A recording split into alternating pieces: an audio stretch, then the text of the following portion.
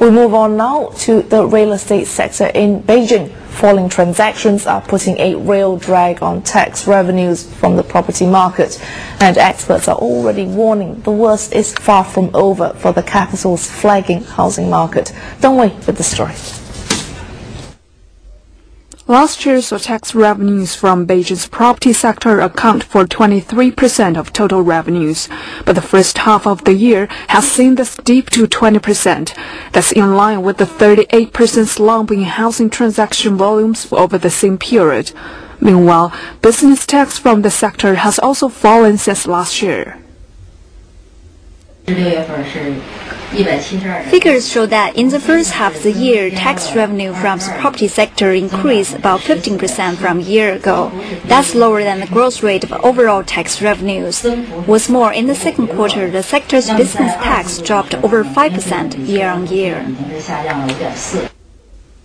Meanwhile, house prices and transaction volumes in other major cities like Shanghai and Shenzhen are also headed downwards.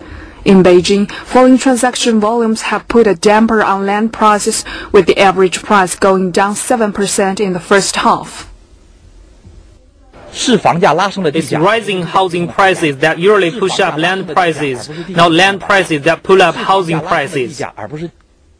Some experts say shrinking transaction volumes, hesitant buyers, and financing difficulties for developers will all contribute to the persistence of an already gloomy property market, and the situation will last until at least the end of this year.